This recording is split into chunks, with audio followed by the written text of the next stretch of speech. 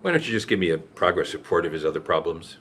Okay, as far as the anemia, I'm not really sure what the current level is, but he was transfused from 28 to about 32. And regarding his fatigue, he was feeling a lot better yesterday.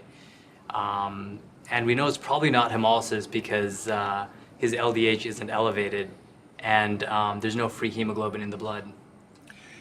LDH, I found, is not a very sensitive test or indicator for hemolysis. Unless you've got massive hemolysis or significant intramedullary hemolysis, like, say, pernicious anemia where the LDH goes over 2,000, I think you need to rely on other tests. Okay, well, as far as the question of iron deficiency anemia, the serum iron is low and the iron binding capacity is also low. So I guess the only way to rule out iron deficiency anemia is to do a marrow, and we're planning to do that later.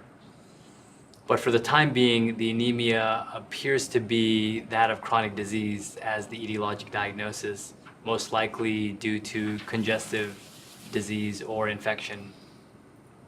It could be if you could make that diagnosis. Well, maybe we could make it by exclusion. So it could be made as a diagnosis of exclusion, but there are positive things such as a low serum iron binding capacity or finding iron in the reticuloendothelial system of the marrow.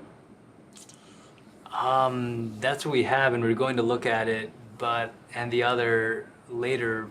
And the question of diabetes. His heart.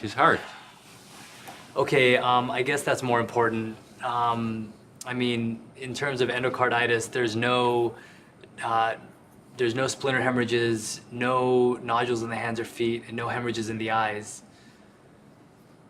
Yeah, but more importantly, all his blood cultures are negative. Yeah. His weight? His weight's down 2.5 pounds from admission. And you have him on an adequate dose of diuretics? Yeah, we have him on 120 of Lasix.